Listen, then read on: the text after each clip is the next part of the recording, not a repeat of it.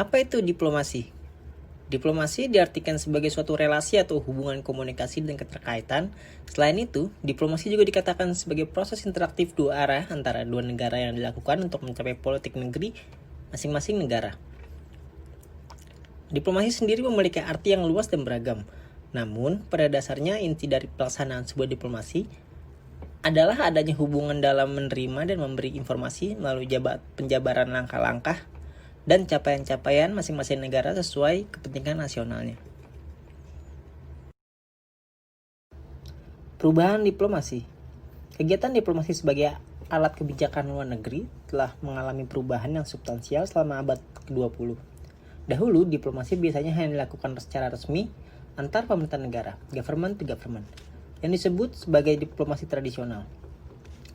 Dan peristiwa dunia pada tahun 1920 dan 1930-an kemudian mengubah definisi dan praktik diplomasi, hingga diplomasi dapat dilakukan secara langsung oleh antar penduduk, civil society, atau antar komunitas dari berbagai negara yang berbeda dan disebut sebagai diplomasi publik. Setelah peristiwa 1920,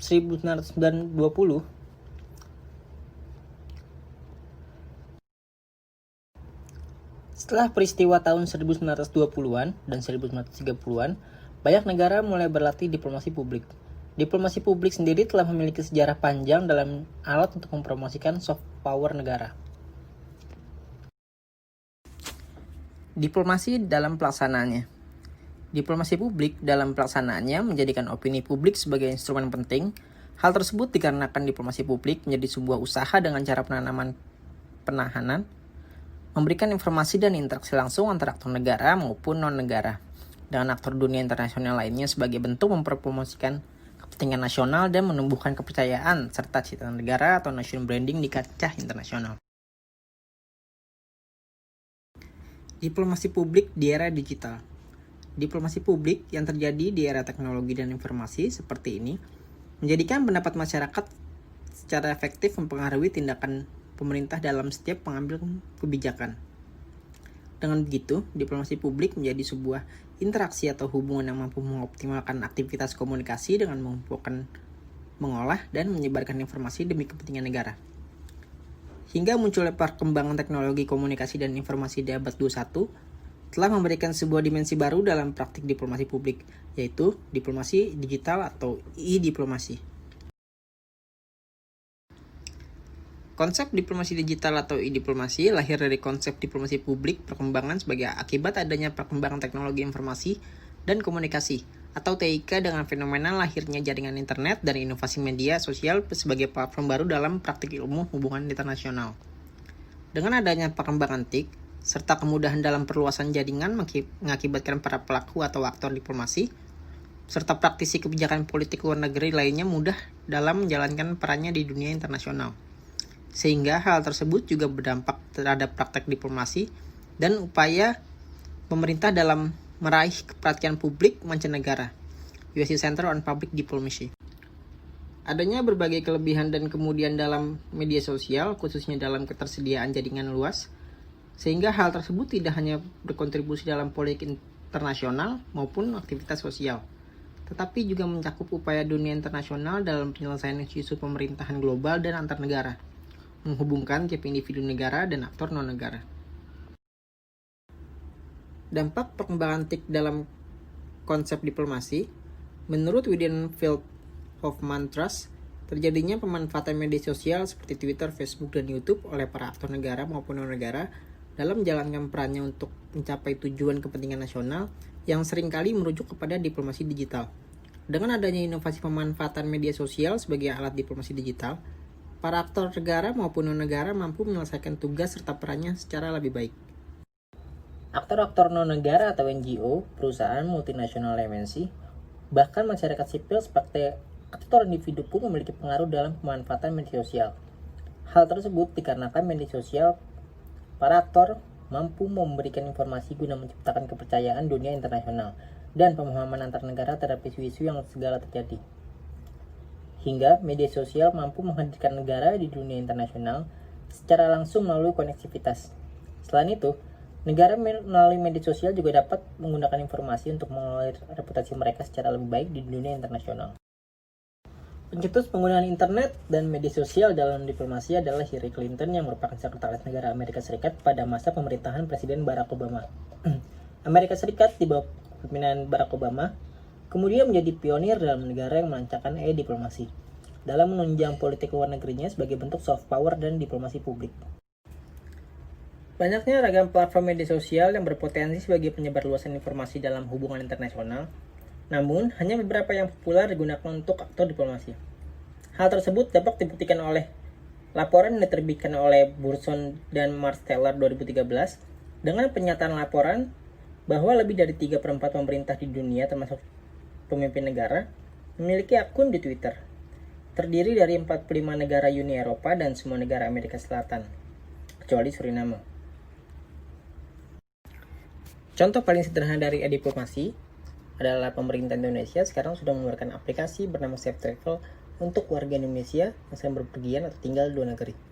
Aplikasi ini mencakup dari 180 negara terkait dengan tingkat keamanan dan kerawanan. Di sisi lain, Kementerian Pariwisata juga sudah membuat video yang diunggah dalam YouTube Wonderful Indonesia. Di sisi lain, media sosial juga mampu menjadi penghubung antar negara maupun pemerintah dan masyarakat internasional dalam melakoni mempromosikan industri kreatif. Saat ini, pemerintah melalui Badan Ekonomi Kreatif atau BEKRAF juga mendorong pertumbuhan ekonomi kreatif berbasis digital. Hal itu ditunjukkan dengan menempatkan industri infrastruktur digital sebagai salah satu subsektor prioritas dari BEKRAF. Di seluruh dunia, jumlah pengguna internet dan media sosial meningkat tiap tahunnya. Di awal tahun ini, laporan dari We Are Social mencatat terdapat 4,5 miliar pengguna internet dan 38 miliar pengguna media sosial di seluruh dunia. Selain itu, diplomasi digital juga semakin meningkatkan kondisi arena politik internasional yang semakin seimbang bagi semua negara dalam era globalisasi. Lewat diplomasi digital, setiap negara memiliki saluran untuk menyampaikan argumen mereka masing-masing tanpa sekat diplomatik yang sebelumnya ada. Bukti penggunaan sosial media sebagai diplomasi publik. Yang pertama, kita ambil contoh Amerika Serikat dan Timur Tengah, di mana Amerika Serikat berusaha untuk merubah citra Amerika Serikat di mata masyarakat Timur Tengah yang sebelumnya rusak akibat kepemerintahan Bush yang cenderung hard power. Penerapan diplomasi digital juga dilakukan oleh negara-negara Timur Tengah dalam fenomena Arab Spring, seperti Republik Tunisia yang menggunakan media sosial untuk menarik kesadaran publik negara lain tentang situasi dan kondisi internal yang terjadi di negaranya, namun tanpa melibatkan peran pemerintah yang akhirnya mengakibatkan pertumbuhan penggunaan media sosial secara aktif di kalangan masyarakat tersebut. Hal ini dimanfaatkan pemerintah di negara Arab untuk lebih responsif dalam menerapkan pedoman dan kebijakan barunya. Yang kedua, saat ini Indonesia juga telah menggunakan platform digital untuk menjalin komunikasi dan perlindungan dengan warga negara Indonesia di luar negeri.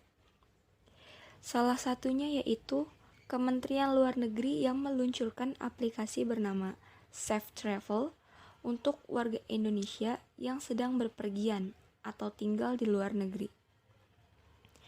Aplikasi ini mencakup informasi dari 180 negara terkait dengan tingkat keamanan dan kerawanan suatu negara, ditandai dengan indikator warna, informasi alamat, nomor telepon, email, dan hotline perwakilan Republik Indonesia.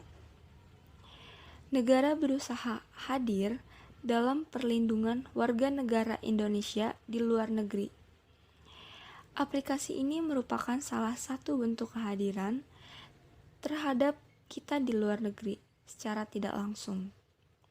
Selain dibuatnya aplikasi Safe Travel, Indonesia menerapkan diplomasi digital sebagai alat untuk mempromosikan Indonesia di berbagai sektor. Salah satunya adalah sektor pariwisata. Melalui pengaplikasian platform YouTube oleh Kementerian Pariwisata dengan unggahan video-video Wonderful Indonesia. Di sisi lain, media sosial juga mampu menjadi penghubung antara negara-negara maupun pemerintah dan masyarakat internasional dalam melakoni dan mempromosikan industri kreatif. Karena ajang publikasi, sektor industri kreatif tidak bisa dipisahkan dari media sosial dan harus berjalan beriringan. Saat ini, pemerintahan melalui Badan Ekonomi Kreatif atau yang disebut Bekraf juga mendorong pertumbuhan ekonomi kreatif berbasis digital.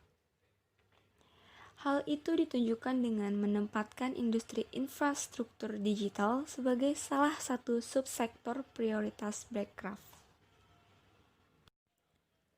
Kesimpulan dari semua pembahasan yang telah kita bahas sebelumnya adalah di seluruh dunia, jumlah pengguna internet dan media sosial meningkat di setiap tahunnya. Pada awal tahun ini, laporan We Are Social mencatat terdapat 4,5 miliar pengguna internet dan 3,8 miliar pengguna media sosial di seluruh dunia. Tidak mengherankan jika semakin banyak negara yang mempraktikkan diplomasi digital, yaitu memanfaatkan media sosial dalam kegiatan diplomasi. Sebuah studi pada tahun 2018 menunjukkan hampir semua negara anggota Perserikatan Bangsa-Bangsa telah terhubung dengan media sosial dan Twitter. Twitter adalah media sosial yang paling populer. Pemerintahan Indonesia termasuk salah satu negara yang menggunakan diplomasi digital, terutama ketika diplomasi tradisional dengan pertemuan tatap muka menjadi sesuatu yang sulit untuk dilakukan dalam pandemi. Selain itu, diplomasi digital juga semakin menegaskan kondisi arena politik internasional yang semakin seimbang bagi semua negara dalam era globalisasi. Lewat diplomasi digital terhadap negara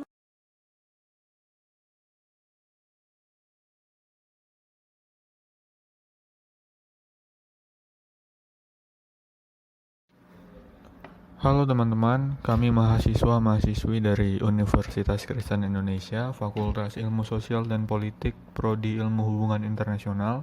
Kami akan menjelaskan fenomena-fenomena yang ada di hubungan internasional sesuai dengan konsep yang sudah diajarkan kepada kami. Kami akan membahas tentang diplomasi digital. Di era modern ini, kita hidup bersamaan dengan teknologi dan kehidupan kita dimudahkan dengan adanya teknologi. Teknologi mempengaruhi hampir setiap aspek kehidupan kita, dan hubungan internasional pun mendapatkan pengaruh, sehingga kelompok kami memutuskan untuk membahas fenomena ini.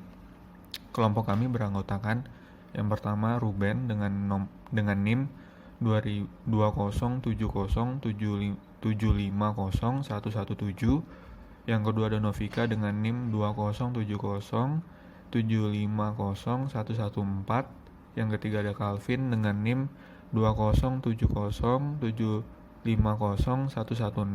yang keempat ada Timotius dengan NIM 2070750119, yang kelima ada saya sendiri Billy dengan NIM 2070750115. Selamat menyaksikan video yang kami buat dan terima kasih. Demikian penjelasan dari kelompok 4. Terima kasih atas perhatian para penonton. Dan mohon maaf jika ada salah penyampaian dan penjelasan, dan juga jika ada penjelasan yang kurang dimengerti, kami mohon maaf. Dan sekali lagi terima kasih untuk perhatian para penonton selama pemutaran video ini. Dan kami juga mohon maaf karena ada kesalahan teknis sehingga bagian opening yang seharusnya yang berada di awal video, karena ada masalah teknis sehingga bagian openingnya ada di akhir video. Sekali lagi kami mohon maaf dan terima kasih atas perhatian para penonton.